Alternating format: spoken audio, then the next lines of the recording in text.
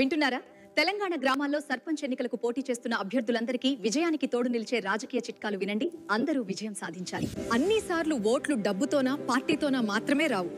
రక్త సంబంధం, మనసు సంబంధం ఉన్న చోటే నిజమైన ఓట్లు వస్తాయి.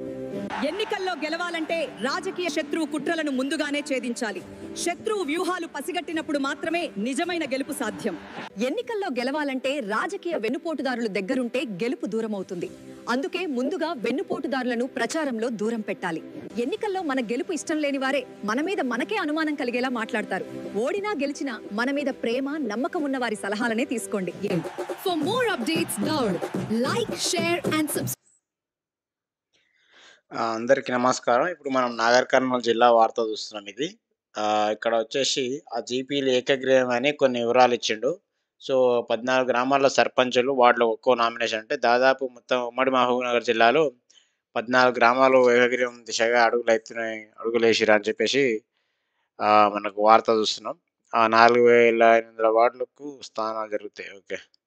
సో ఆ ఊర్లో 14 గ్రామాల్లో వార్డులు ప్లస్ ఆ సర్పంచులు అన్నీ ఆల్మోస్ట్ ఏకగ్రీవం అన్నట్టు వార్త చూస్తున్నాం మనం. ఇక్కడ నాగర్ కర్నూల్ ఎక్కడెక్కడ ఎట్లా అని కొన్ని వివరాలు ఇంకా కొన్ని మిస్ అయినాయి వాస్తవంగా. ఇంకా చాలా డీటెయిల్స్ రేపు తెలుస్తాయి. రేపు లేదా ఎల్లుండి వస్తాయి మనకివి. మహబూబ్ నగర్‌లో 2, అంచన్పల్లి, కాకర్జల్, నాగర్ కర్నూల్ 5 అని ఇచ్చిండు. యాక్చువల్లీ ఇంకా కొన్ని గ్రామాలు మిస్ అయినాయన్నమాట. కొండారెడ్డిపల్లి, బండోన్పల్లి, కేస్లి తండా, వెంకటాపూర్ తండా, జేడిపల్లి తండా అని ఇచ్చిండు. ఇంకా ఇక్కడ తెలకపల్లి మండలంలో కూడా గడ్రాయపకల అనే విలేజ్ మరియు తాళ్ళపల్లి అనే విలేజ్ కూడా 2 కూడా ఏకగ్రీవమైనాయి. ఆ వివరాలు ఇవ్వలేదు వీళ్ళు. సో వీళ్ళ విలేకరులు మరి సేకరించినట్టుంది వార్త అది. సో ఇక్కడ గద్వాల 0, నారాయణపేటలో 5 అని ఇచ్చిండు. అంటే ఉమ్మడి మహబూబ్‌నగర్ జిల్లా డివైడ్ అయింది కదా! నారాయణపేట, వనపర్తి, నగర్ కర్నూల్ ఇట్లా. సో ఆ లెక్క ప్రకారం ఇచ్చిందన్నమాట. సో నారాయణపేటలో అప్పాయిపల్లి, పెద్ద తండా, పర్సాపూర్, అప్పిరెడ్డిపల్లి, దోమల తండా. చాలా మటుకు తండాలు ఏకగ్రీవమైనాయి. ఎందుకంటే వాళ్ళకి తెలుసు, అరే ఉరుకులాడి నలుగురిలాగా ఉరుకులాడి 10 లక్షలు ఖర్చు పెడితే ఆ 10 లక్షలకు 10 లక్షలు దాని మితి తీర్పలేక మళ్ళీ ఉన్న శిలక అమ్మాల్సి వస్తాయని తెలుసు. అందుకనే లంబడోలు తెలివి ఉపయోగించి ఏకగ్రీవం బాట పడుతుర్రు. అదే మంచిది. ఎందుకంటే సరే ఒకటే కులం అని ఎప్పుడు గెలవాలని కూడా అత్యాశ పడితే కష్టం ఊర్లో. సో ఒక్కోసారి ఒక్కో కులానికి అవకాశం ఇచ్చుకుంటూ పోతే కూడా బాగుంటుంది.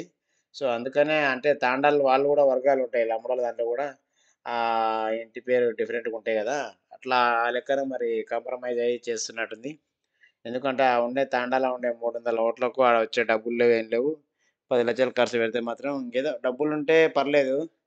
కానీ చిలకల బండిని తీసుకపోయి ఎండలో పెట్టాలంటే ఎలుగుల తల్లి ఏరుకున్నాడని సామెత ఉంది కదా! అట్లా దాని ప్రకారం అయితదన్నట్టు వాళ్ళు అర్థం చేసుకొని చాలా మటుకు తాండాలు ఏకగ్రీవంగా వెళ్తున్నట్టు అనిపిస్తుంది మనకు వార్త పేపర్ చూస్తుంటే. ఇక్కడ వచ్చేసి వీళ్ళు ఇచ్చిన వివరాల ప్రకారం నాగర్ కర్నూల్ జిల్లాలో 5 పంచాయతీలు ఏకగ్రీవ దిశగా అడుగులు వేశాయి. సీఎం రేవంత్ రెడ్డి సొంత ఇలాకా వంగూరు మండలం కొండారెడ్డిపల్లె మల్లెపాకుల వెంకటయ్య, అంటే రేవంత్ రెడ్డి వాళ్ళ ఊర్లో కూడా ఏకగ్రీవం అయింది. ఆయన పేరు మల్లెపాకుల వెంకటయ్య అని ఇచ్చిర్రు. అంటే ఎస్సీలకు రిజర్వ్ అయిందో మరి ఊరు ఏమైందో తెలియదు, చూడాలి రిజర్వేషన్. సో వెల్దాండ మండలం బండోనపల్లిలో యనుమల సంగీత, అంటే ఇలా మరి యనుమల అంటే రేవంత్ రెడ్డి పాలెంలో ఏందో మరి ఇక్కడ వెల్దాండ మండలం అంట, అది ఇచ్చేసిర్రు. సో ఇదే మండలం కేస్లి తండాలో మెగావతి శ్రీనివాసులు, కల్వకుర్తి మండలం వెంకటాపూర్ తండాలో ఇస్లావతి లక్ష్మి, ఇదే మండలం జేడిపల్లి తండాలో భీమ్లా నాయక్ మాత్రమే సర్పంచ్ పదవికి నామినేషన్ వేశారు. ఆయా జీపీలు అన్ని వార్డులో ఒక్కో నామినేషన్ మాత్రమే దాఖలైంది. సో అని చూస్తున్నాం. నెక్స్ట్ వచ్చేసి నారాయణపేట జిల్లాలో తొలి దశలో 5 గ్రామ పంచాయతీలు సర్పంచులు, వార్డు స్థానాలు సింగిల్ నామినేషన్ దాఖలయ్యాయి. గుండుమల్ మండలం అప్పాయపల్లి సర్పంచ్గా రాజేందర్ నాయక్ ఒక్కరే నామినేషన్ వేశారు. పెద్దతాండ సర్పంచ్గా కృష్ణనాయక్ ఒక్కరే నామినేషన్ దాఖలు చేశారు. అలాగే మద్దూరు మండలం పర్సాపూర్ ఎస్సీ జనరల్లో మ్యాదరి అంజలమ్మ, అప్పిరెడ్డిపల్లి జనరల్ మహిళలో మల్లీశ్వరి, దామరతండ అంటే ఎస్టీకి వస్తుంది కదా. సో అనిత సర్పంచ్ అభ్యర్థి నామినేషన్ దాఖలుగా ఆయా గ్రామాల్లోని అన్ని వార్డులు ఒక్కో నామినేషన్ దాఖలైంది. ఇప్పుడు సర్పంచ్ ఏకగ్రీవమైనప్పుడు వార్డు నెంబర్లు కూడా కులానికి ఒకటి అంటూ డివైడ్ చేసుకుంటూ ఇచ్చుకుంటూ పోతే బెటరు. లేకపోతే పెద్దరికం చేసి మనగాళ్ళలాగా ముందరుండి ఒక ఒక జనాభా జర ఎక్కువ ఉంటే మేమే వార్డులు మొత్తం మేమే ఉంటాం అన్నట్టు కాకుండా ఇంకా రిజర్వేషన్ అంటే రిజర్వేషన్ వస్తేనేమో కంపల్సరీగా ఎస్సీలకు ఇవ్వాల్సి వస్తుంది. అవి కాకుండా జనరల్గానే బీసీ అంటే ఇంకా ఊర్లో ఎవరైతే పెద్ద కులాలు ఉంటాయో వాళ్ళే మొత్తం ఆక్యుపై చేసే విధంగా కాకుండా ఊర్లో ఉండే చిన్న చిన్న కులాలు కూడా వాళ్ళకు కూడా అవకాశం ఇస్తే బాగుంటుంది. సో ఊర్లో ఉండే రాజకీయ నాయకులకు ఆ సూత్రం అర్థమైతే వాళ్ళకు ఇప్పిస్తారు అనుకుంటున్నా. నెక్స్ట్ మహబూబ్‌నగర్ జిల్లాలో ప్రస్తుతానికి 2 జీపీల్లో సర్పంచులు అంటే ఇప్పుడు మా ఉమ్మడి మహబూబ్‌నగర్ జిల్లా డివైడ్ అయినాక మహబూబ్‌నగర్ కాడికి జిల్లా ఉంది కదా! సో దాని గురించి 2 గ్రామ పంచాయతీలు ఇచ్చారు. ఆహ్, గన్నేడు మండలం అంచనపల్లి సర్పంచ్‌గా బుచ్చన్న గారి చెన్నారెడ్డి, నవాబుపేట మండలం కాకర్జాల్ సర్పంచ్‌గా మధుబాషి రాజు ఒకరు నామినేషన్ వేసిర్రట. గద్వాల జిల్లాలో భిన్నంగా పరిస్థితి. తొలి విడత జరిగే జీపీలకు సర్పంచ్ పదవికి 2కి మించి నామినేషన్ దాఖలయ్యాయి. పోరు అధికార, ప్రతిపక్ష పార్టీల మధ్య కాకుండా నేతల మధ్య కొనసాగుతున్నట్టు తెలుస్తుంది. ఎమ్మెల్యే బండ్ల కృష్ణమోహన్ రెడ్డి, జడ్పీ చైర్మన్ సరిత, మాజీ జడ్పీ చైర్మన్ సరిత వర్గా అన్ని చోట్ల పోటాపోటీగా నామినేషన్లు వేశారు. మరోవైపు ఆయా నేతలకు అనుకూలంగా ఉన్న మండలాలకు సంబంధించి వారి మద్దతుదారులు పోటీ పడుతున్నారు. ఇలాంటి చోట ఉపసంహరణ దిశగా గ్రామాల పెద్దలు మంతనాలు చేస్తున్నట్టు తెలుస్తుంది.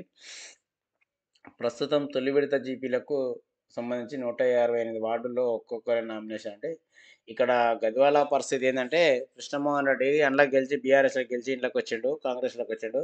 సో అక్కడ ఆల్రెడీ పోటీ చేసి ఓడిపోయిన ఆమె ఉంది కదా సరిత యాదవ్ల ఆ, వీళ్ళు యాదవుల వర్గం బీసీ వర్గం నుంచి యాదవుల తరఫున పోటీ చేసింది ఆమె. సో ఆమె ఏంటంటే కృష్ణమోహన్ రెడ్డి ఇద్దరికి వచ్చినాక ఇక ఇద్దరు కాంగ్రెస్ అనే చెప్పుకుంటారు. సో ఈ పార్టీలకు ఏం సంబంధం లేదు. ఇంకోటి ఎమ్మెల్యే ఓట్లప్పుడు ఎమ్మెల్యేలను చూసి ఓటేస్తారు తప్ప ఈ మళ్ళా ఎమ్మెల్యేకి వేసినాం కదా ఆయన చెప్తేనే వేస్తాం అనేది ఎక్కడ ఏమి ఉండదు. ఎందుకంటే మనం చూసినాం చాలా మటుకు ప్రజలు స్వచ్ఛందంగా కాంగ్రెస్కి ఓటేసి గెలిపించారు. సో ఇప్పుడు కూడా అదే ఉరుకులాడేస్తారు కానీ తప్పు అది. ఎందుకంటే గ్రామాల్లో అక్కడ లోకల్‌లో ఉండే లీడరు, ఆయన చేసే పనులేంది, ఆయన మనస్తత్వం ఏంది, ఆయన సూపులేంది, ఆయన చేష్టలేంది అవన్నీ గమనించే ఓట్లేస్తారు కాబట్టి, ఎమ్మెల్యే చెప్తేనే ఏస్తాను. ఉట్టి జోలి అంత రాజకీయ అవగాహన లేనోడు మాత్రమే మా సార్ చెప్పాలి, మా సార్ చెప్పాలని ఉరుకులాడతాడు గానీ, నీకు చేతనైతే నీ ఊరుకు నువ్వేం చేస్తావో అడగాలి తప్ప, ఆయన చెప్తే ఆయన చెప్పిండు కాబట్టి ఎమ్మెల్యే గెలిచిండు ఆల్రెడీ. ఆయన ఏం చేస్తాడో చెప్పిండు కాబట్టి జనం నమ్మేరేసిర్రు. సో లోకల్‌లో నువ్వు పోటీ చేసేటోడు నువ్వేం చేస్తావో చెప్పాలి. ప్రభుత్వం నుంచి వచ్చే సీసీ రోడ్ గాని, ఆ లైట్‌లేసినా అని, సీసీ రోడ్‌లని, మోరీలని అవి ఎవరున్నా ఏస్తారు కామన్‌గా.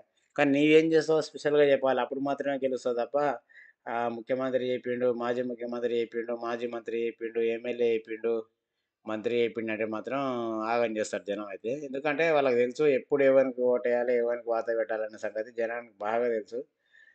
అట్లా అర్థం చేసుకుంటే ఇంగా సారు ఇయ్యాల టికెట్ ఇయ్యపాయె అని అలుగుడు ఉండదు ఏముండదు. గెలిచిపోతే గెలిచినాక ఎవరైనా రానిస్తారు. ఇంగ గెలిచినోడే మనగాడు ఊళ్ళో రాజకీయాల్లో. ఓట్లంటేనే గెలుపోవడంతో పని. సో గెలిచినోడు ఎట్లైనా హీరోనే అయితాడు కాబట్టి మరి ఎవరైనా నేను రమ్మంటారు. అక్కడక్కడ కండువాలొలి. ప్రస్తుతం ఏకగ్రీవంగా అడుగులు వేసిన జీపీలో సర్పంచులు, వార్డు సభ్యులు అధిక సంఖ్యలో కాంగ్రెస్ మద్దతుదారులని తెలుస్తుంది. అయితే చాలా చోట్ల గ్రామ పెద్దలు స్వతంత్రంగా నిర్ణయం తీసుకొని ఏకగ్రీవ దిశగా అడుగులేశారు. ఈ క్రమంలో అక్కడక్కడ లొల్లి చోటు చేసుకున్నట్టు తెలుస్తుంది. వనపర్తి జిల్లా గోపాల్పేట మండలం లక్ష్మీదేవిపల్లిలో సర్పంచ్గా బంగారయ్య శనివారం ఒక్కరే నామినేషన్ వేయగా ఆయన వద్దకు పలువురు కాంగ్రెస్ నాయకులు వెళ్ళి పార్టీ కండువా కప్పారట. ఆ తర్వాత బీఆర్ఎస్ నేతలు వెళ్లి గులాబీ కండువా వేశారట. ఈ సందర్భంగా బంగారయ్య మాట్లాడుతూ ఊరంతా ఏకమై తనను ఏకగ్రీవంగా సర్పంచ్‌గా చేశారని, తాను బీఆర్ఎస్‌లోనే ఉన్నానని, భవిష్యత్తులో ఉంటానని మీడియాకి చెప్పారట. అయితే వాస్తవంగా ఈయన టీఆర్ఎస్ పార్టీ ఉన్నట్టుంది. సో టీఆర్ఎస్ పార్టీ అయితే వాళ్ళ కాంగ్రెస్ వాళ్ళు కూడా పోయి కండువా వేసిరట. వీళ్ళు పోయిరట. సో ఏకగ్రీవం అనుకున్నప్పుడే ఇంక పార్టీతోని సంబంధం లేదు. ఎందుకంటే చెడగొట్టాలనుకుంటే ఎవ్వరైనా చెడగొడతారు. అక్కడ ఉండే పార్టీ చిన్న పార్టీ ఏ పార్టీ చిన్న పార్టీలతో సంబంధం లేకుండా ఇండిపెండెంట్ వ్యక్తి కూడా ఖరాబ్ చేయొచ్చు. ఒకవేళ పార్టీ పరంగా ఇండిపెండెంట్‌గా గెలిచి పార్టీ పేరు చెప్పుకొని ఏకగ్రీవంగా గెలిచి ఏకగ్రీవంగా ఎన్నికైన తర్వాత పార్టీ పేరు చెప్పుకునేటోడంతా కూడా ఇక జీరో నాలెడ్జ్ పొలిటీషియనే. ఎందుకంటే నువ్వు మనగానివన్నీ ఏకగ్రీవం ఏం చేయరు ఎవడైనా గానీ. ఊరు మొత్తం అనుకోని ఏదో ఒక కారణం చేత ఏకగ్రీవంగా చేస్తే నాది ఆ పార్టీ, ఈ పార్టీ చెప్పుకున్నానంటే మాత్రం ఇంగా భవిష్యత్తుల మళ్ళీ కూడా ఏకగ్రీవం కాకుండా జరుగుతాయి. ఎందుకంటే అన్ని పార్టీలు అనుకుంటేనే ఏకగ్రీవం అవుతాయి. ఒక పార్టీ అనుకుంటే కాదు, ఒక కులం అనుకుంటే కాదు, ఒక పెద్ద మనిషి అనుకుంటే కాదు. అందరూ అనుకోని అరే ఎందుకు ఏదైనా పని ఉంది ఆ పని చేయాలంటే పైసలు అవసరం ఉంటాయి. ఎవడిస్తాడు అట్లా మాట్లాడో ఏదో ఒకటి చేస్తారు తప్ప ఏ పార్టీ ఆ పార్టీ ఈ పార్టీ అని ఏముండదు. ఇంకోటి చూద్దాం. పలు చోట్ల అటు ఇటుగా మహబూబ్‌నగర్ జిల్లా నవాబుపేట మండలం పల్లెగడ్డలో 8 వార్డులు ఉండగా ఒక్కొక్కరు చొప్పున నామినేషన్లు వేశారు. సర్పంచ్ మాత్రం 2 నామినేషన్లు వచ్చాయి. అక్కడ వారి మధ్య రాజీ కుదిర్చే ప్రయత్నం జరుగుతుందని తెలుస్తుంది. ఇదే పరిస్థితి ఊరంచు తండాలు నెలకొంది. అక్కడ సర్పంచ్‌కు నలుగురు నామినేషన్లు వేశారు. నాగర్ కర్నూలు జిల్లా తెలకపల్లి మండలం గట్రాయపకులో ఇందుకు విరుద్ధమైన పరిస్థితి నెలకొంది. ఇక్కడ గ్రామ సర్పంచ్‌గా విజయ్ ఒక్కరే నామినేషన్ వేయగా అన్ని వార్డుల్లో పోటాపోటీగా నామినేషన్ జరిగింది. ఇది కూడా తప్పు వార్తనే. ఇక్కడ గట్రాయపకులు అన్న ఊర్లో కూడా సర్పంచ్ ఒక్కడే దొంతి విజయ్ కుమార్ అనే అతనే ఒక్కడే నామినేషన్ వేసిండు. వార్డుల్లో కూడా అన్నీ ఒక్కొక్కటే. ఒక 7వ వార్డులో మాత్రమే ఇద్దరు మాత్రమే పోటీ చేస్తారు. అది వీళ్ళు విలేకరులకు చక్కగా తెలవక తప్పుడు వార్త రాశారు కాబట్టి ఇది రాంగ్. ఒక్క వార్డులోనే 2 పడ్డాయి తప్ప అన్ని వార్డులు ఏకగ్రీవం అయిపోయినాయి ఆల్రెడీ. రేపు ఆల్మోస్ట్ అలా కన్ఫర్మేషన్ లెటర్ కూడా వచ్చేస్తాయి నాకు తెలిసి ఎలక్షన్ ఆఫీసర్ నుంచి. నామినేషన్ పరిశీలన కేంద్రం వాళ్ళు ఆల్రెడీ నామినేషన్లు 338 నామినేషన్లు తిరస్కరణకు గురైనట. నేను ఆల్రెడీ స్క్రూటినీ అయిపోయింది కదా, ఆ స్క్రూటినీలో 338 మందివి ఎగిరిపోయినాయంట. అంటే వార్డు నెంబర్లు సర్పంచులు మొత్తం కలిసి. సెకండ్ విడత ఆల్రెడీ రెండో విడత మొదలైన రెండో విడత నామినేషన్లు. తొలి రోజు వచ్చి నామినేషన్లు ఇలా అన్వాడ మండలంలో 32 సర్పంచ్ స్థానాలకు పడ్డాయి అంట నామినేషన్. 34 వార్డులు అంట. చిన్న చింతకుంటలో మండలాల వారిగా ఇచ్చిండు అక్కడ మన మహబూబ్‌నగర్ జిల్లాలో. ఇది 17 అంట వార్డులు ఇవి అంట. దేవరకద్ర, కోయలకొండ ఇట్లా అన్ని డీటెయిల్స్ ఇచ్చిండు. సో దాని తర్వాత ఇదంతా కూడా ఉమ్మడి మహబూబ్‌నగర్ జిల్లా వార్తలు ఇవన్నీ. సర్పంచ్ ఓట్లకు సంబంధించిన వివరాలు ఇవి.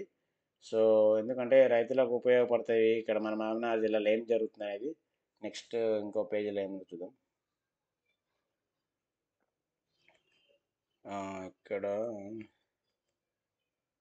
కాంగ్రెస్ కార్యకర్త ఆత్మహత్యాయత్నం అని వార్త చూస్తున్నాం మనం. ఇది నాగర్ కర్నూలు జిల్లా కందనూలు. అంటే నాగర్ కర్నూలు పాత పేరు కందనూలు కాబట్టి కందనూలు అని రాస్తారు.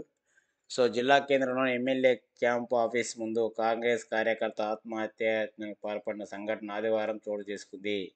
వివరాల్లోకి వెళ్తే నాగర్ కర్నూలు మండలం శ్రీపురం గ్రామంలో కాంగ్రెస్ పార్టీకి చెందిన కార్యకర్త బంగారయ్య సర్పంచ్ టికెట్ తనకు కాకుండా గ్రామంలో మరో వ్యక్తి కేటాయిస్తున్న మనస్తాపానికి గురై క్యాంప్ ఆఫీస్ ముందు ఆత్మహత్యకు పాల్పడ్డాడు.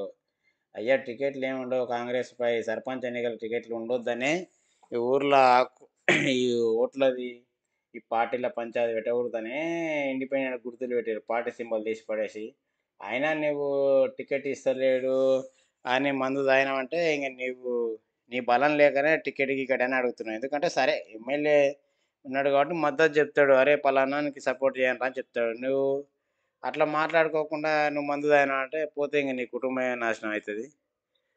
30 ఏళ్ళు ఉన్నాడని చెప్పేసి టికెట్ సమస్యనే లేదురా నాయన. పార్టీ విలేకరులు ఎట్లా రాస్తారు మరి, వాళ్ళు ఎట్లా ప్రచారం చేసుకుంటారు.